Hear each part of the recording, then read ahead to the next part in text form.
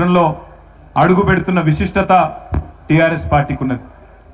తెలుగు రాష్ట్రాలు రెండు చూస్తే రెండు పార్టీలు మాత్రమే విజయవంతంగా 2.5 దశాబ్దాలు గడిపిన పార్టీలు, 2.5 దశాబ్దాలు నిలదొక్కున్న పార్టీలు రెండు మాత్రమే స్వాతంత్రానంతరం పుట్టిన పార్టీలు. అందులో మొదటిది ఎన్టీ రామారావు గారు స్థాపించిన తెలుగుదేశం పార్టీ అయితే, రెండవది మా నాయకుడు, మనందరి నాయకుడు పెద్దలు కేసీఆర్ గారి నాయకత్వంలో తెలంగాణ రాష్ట్ర సాధనే లక్ష్యంగా హిమాలయాల స్థాయికి తెలంగాణ అస్తిత్వాన్ని తీసుకొని పోయిన పార్టీ టిఆర్ఎస్ పార్టీ. 14 ఏళ్లు ఉద్యమం, ఆ తర్వాత దాదాపు 10 ఏళ్లు అధికార పార్టీగా, మళ్ళీ గత 16 నెలలుగా ప్రతిపక్ష పార్టీగా ప్రజలు ఏ బాధ్యత ఇస్తే ఆ బాధ్యతని అద్భుతంగా నిర్వహిస్తూ తెలంగాణ ప్రజల గొంతుకగా ఇవాళ దేశం మొత్తంలో కూడా గుర్తింపు తెచ్చుకున్న పార్టీ టిఆర్ఎస్, ఇప్పుడు బీఆర్ఎస్. అదేవిధంగా తెలంగాణ ప్రజల గుండె ధైర్యం ఈ గులాబీ జెండా అనే మాట నేను మీ అందరికీ గుర్తు చేస్తా ఉన్నా. ఈరోజు ప్రతిపక్ష పార్టీగా రాష్ట్రంలోని ఏ వర్గ ప్రజలకు ఏ కష్టం వచ్చినా అందరూ కూడా హైదరాబాద్లోని తెలంగాణ భవన్ వైపే పోతా ఉన్నారు. ఒక జనతా గ్యారేజ్ మాదిరిగా హైడ్రా బాధితులైనా, మూసీ బాధితులైనా, లగచర్ల బాధితులైనా, సెంట్రల్ యూనివర్సిటీలో జరిగిన ధనదాహానికి బలైన అక్కడి విద్యార్థులైనా అందరూ కూడా వరుసగట్టి ఈ గులాబీ జెండా మాత్రమే తెలంగాణకు న్యాయం చేస్తుంది అనే పద్ధతుల్లో తిరిగి మళ్ళీ ఒక్కసారి ఖచ్చితంగా ఈ గులాబీ జెండాకే జైగొడుతున్న పరిస్థితి. ఇవాళ ఇక్కడ జరుగుతున్న సభ, జరగబోతున్న సభ ఎల్కతుర్తిలో ఏదో ఆషామాషి సభ కాదు. వరంగల్, ఉమ్మడి వరంగల్ జిల్లా మొదటి నుంచి ఉద్యమంలో గులాబీ జెండాకు అండగా ఉన్న జిల్లా. ఏ కష్టం వచ్చినా, ఏ ఇబ్బంది వచ్చినా కేసీఆర్ గారు తిరిగి చూసింది వరంగల్ వైపే. ఇక్కడ జయప్రదంగా అద్భుతంగా మహాసభలు ఎన్నో నిర్వహించుకున్నాం. అదే పద్ధతుల్లో ఇవాళ 24 ఏళ్లు నిండి 25వ సంవత్సరంలో అడుగు పెడుతున్న ఈ రజతోత్సవ వేడుకకు వరంగలే వేదిక కావడం మనందరికీ గర్వకారణం.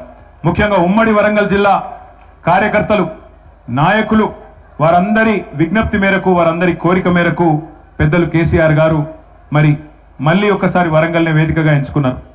ఇప్పుడు ఇక్కడికి వచ్చే ముందు మొత్తం ఈ 1250 ఎకరాల పైచిలుకు పార్కింగ్ మరియు సభా ప్రాంగణం ఏదైతే ఉందో దాని ఏర్పాట్లు వాహనంలో తిరుగుతూ కొంత, అదేవిధంగా పైన డయాస్ పైనుంచి కొంత పరిశీలించడం జరిగింది.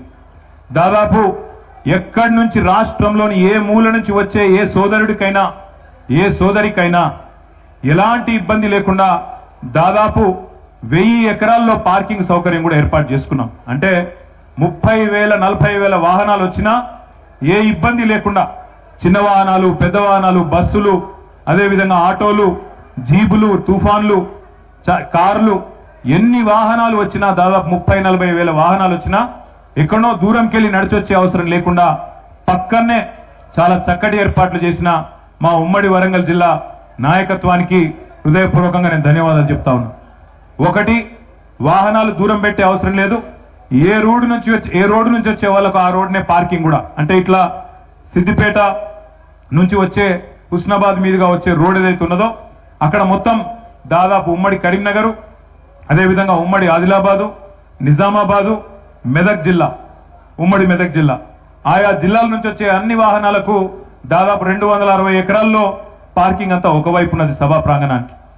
మరొక వైపు ఇటు ఖమ్మం, నల్లగొండ, ఇటువైపు కొంత భాగమైన వరంగల్ జిల్లా, అదేవిధంగా మరి వారందరికీ కూడా ఇటు పక్కన బ్రహ్మాండంగా దాదాపు 600 ఎకరాల్లో పార్కింగ్ యువతల వైపు ఉన్నది.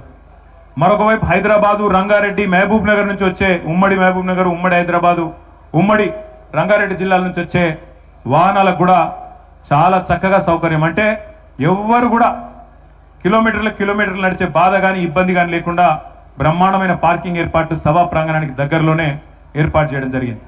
అట్లాగే మరి వచ్చిన ప్రజలందరికీ కూడా సౌకర్యంగా ఉండేదానికి, ఎందుకంటే ఎండాకాలం ఇబ్బంది, అందరికి కూడా ఇబ్బందే. కానీ పార్టీ ఆవిర్భావ దినోత్సవం, అందులో 25వ సంవత్సరం రజతోత్సవం కాబట్టి బ్రహ్మాండమైన ఏర్పాట్లు.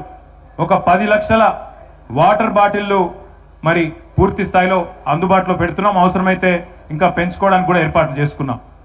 అట్లాగే 10 లక్షల